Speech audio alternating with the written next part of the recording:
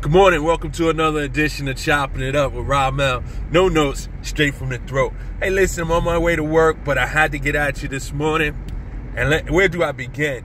You know, we're going through the NBA playoffs, and believe me, the NBA playoffs is very hot and heavy and pretty heated as we speak. But last night, I believe the NFL stole the night with the draft. The draft was topsy-turvy, unpredictable. I mean, if you were looking for excitement, thrills, you got it. I mean, this was fun to watch. It was a head scratcher. It was like picking the Final Four because by the second pick in the draft, everybody's mock draft was definitely torn up. I mean, who would have thought after signing McGlennon, the Chicago Bears, that is, to a 3-year, $45 million deal, that they would trade up one spot ahead of the San Francisco Giants, or trade with the San Francisco 49ers, I should say, to nab Mitch Trubisky. Very interesting move. Maybe they thought someone had a trade in place with them. I don't know. I don't know that move. I don't know how anyone could have calculated trading up for Trubisky and selected him ahead of Deshaun Watson. And to make matters even worse, the Kansas City Chiefs traded up from 25 to 10, I believe it was, or 25, let's see, 25 to 10, 25 to 12. One of those, anyway, they traded up to get Pat Mahomes. Now, once they made the trade, I figured they was going to get a quarterback. I'm listening to Jay Gruden. He said he had Andy Reid on his staff when they made a similar move for a gunslinger and Brett Favre, and he was right on the nose. I thought this was a move for another Donovan McNabb type quarterback, Deshaun Watson. That's what I thought Andy Reid was going to do. But nevertheless, he goes with Pat Mahomes. And I believe the Houston Texans, that's who traded with Cleveland. And Cleveland, they got a bunch of picks out of this. They got the 2018 first and second round. They get an additional third round pick of this year. They got a slew of picks for this move. And they went and drafted Deshaun Watson. And I'm going to tell you something, guys. I can't think of the head coach name in Houston. But I'm going to tell you, that is one good coach. He goes to the playoffs every year. He wins his division every year. And he never has a quarterback. Now that he has Deshaun Watson, and I'm not saying Deshaun Watson is Michael Jordan, as his coach said, but I do think that Deshaun Watson can come in, especially on a team that's filled with veteran and defensive talent, and you got DeAndre Hopkins over there. I truly believe that he can come in and not only solidify the playoffs for Houston Texans, but also take them a little further in the playoffs. I believe in Deshaun Watson that much. I'm very upset and disappointed that the Jets did not select him. The fact that they did not select him, they chose Jamal Adams. It's nothing against Jamal Adams. I think Jamal Adams is a great college player, and he probably will turn into be a good pro player. And this is not about him not being worthy of the number 6 pick. It's just that I just thought that the biggest need the Jets needed to address was to have a franchise quarterback. And I believe Deshaun Watson is the franchise quarterback. As far as the draft go, the Cleveland Browns was definitely Trader Joe last night, as they traded with Houston to move back in the draft. Then they traded to move up into the first round. So they came in right with 3 first-round picks. They got some great talent. Myles Garrett, clearly the number 1 pick. They picked up Jabril Peppers, the safety, which is a good look for them. And they also picked up the tight end. I cannot pronounce his name. Listen, guys, for all of those that thought that Cleveland should take a quarterback, I want to remind y'all that Brock Osweiler is still on the roster.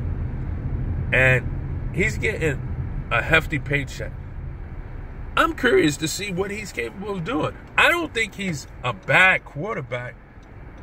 I just think that he's not a quarterback that can live up to his price tag. But I think he's a good quarterback, and I think that in a situation with Cleveland, where you're not expected to win now, it probably could play well.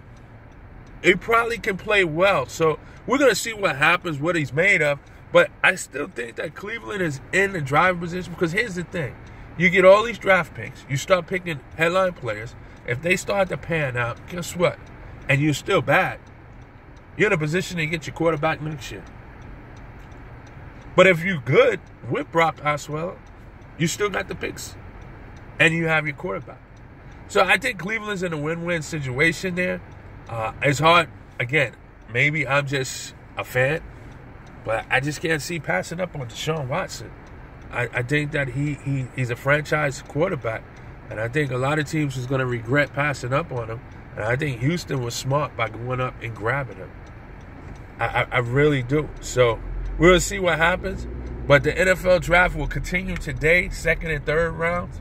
A lot of talent still left on the board. Was quite surprised to see that Cam Robinson did not get picked in the first round. Quite surprised to see Reuben Foster fall to number 31. That right there was mind-boggling to me. I think San Francisco moved back into the first round, moved up into the first round. So they were moving around. They came away with Solomon out of Stanford and also Reuben Foster. It's a good look for them. They're rebuilding that defense. It's a good look for them. They're stockpiling some draft picks. So a lot of interesting moves and selections yesterday that was chosen. But none bigger than the Chicago Bears going after Mitch Trubisky. That had to be the most surprising move of the day. It had to be the most surprising move of the day. It really did. It had to be the most surprising move of the day. But let's move on to the NBA, because there was two game sixes last night, and it went just as I thought it would. I figured Toronto would go into Milwaukee and get a win. And it wasn't an easy win. I mean, Milwaukee was game. They went down early. Maybe the stage was too big for them, but they relaxed, shook the nerves, and they made a contest out of this. But, you know, sometimes when you fall deep like that, like they did, and you make that run, sometimes you just run out of gas at the very end. And that's what it appeared that Milwaukee did. And Toronto, the veteran team that they are, or the team with playoff experience, they showed, and they were able to secure the win. But again, guys, you heard me saying this is not going to be the last that we see of Milwaukee. They're only going to get better. They just have to crawl a little bit before they start walking, running, jumping, and leaping. But it was a good series. They just fell short. Over the West, you had San Antonio going to Memphis. I can't say enough about Fizdale. I think he did a great job with this Memphis team. The Memphis team is really not as talented as some of the other playoff teams. They're led by perhaps a top 5, top 3 center in the league with Marc Gasol. But the real leader of this team is Mike Conley Jr. And Mike Conley Jr. is clearly a top 10 talent when it comes to point guards in the league. But the question remains, is he on everybody's top 10 list? And if so, where does he fall? He's probably the second pure point guard in the league behind Chris Paul. The guy is clearly a floor general. But in this playoff series, he stepped up his offense, and he did some scoring. And he actually brought out some of the old Tony Parker. We haven't seen Tony Parker this aggressive on offense all year long. And I believe Mike Conley Jr. had something to do with that. as Tony Parker wanted to let him know, I'm a future Hall of Famer. And I am not going to be outplayed by you. And although he was, but Tony Parker did come to life. And he played a sound series. And it was a good series. It's just that in a series, there's a winner and there's a loser. And unfortunately for Memphis, they came up on a losing end. And, you know, Fizdale, I thought he did an admirable job coaching. I think he worked the referees. He got his point across. It's just that he just lacks a little bit of talent. I don't think if Tony Allen was there, it would have made a difference. Tony Allen is not the Tony Allen that we're accustomed to, but it is an extra body. I still think San Antonio wins this in 6 as it going down. But great series, and hopefully Memphis can regroup and come back next year and maybe make a little bit noise or go further in the playoffs. But San Antonio advances, Toronto advances. So you have San Antonio is going to play Houston. That should be exciting. 2 different styles. 2 MVP candidates once again going head-to-head. And this time with Harden against Kawhi Leonard. It should be very interesting. San Antonio knows how to get out on the three-point shooters. So we'll see what happens. But it should be very, very interesting. Toronto, as I said, they advance. They get to face Cleveland. This is the matchup I've been waiting for.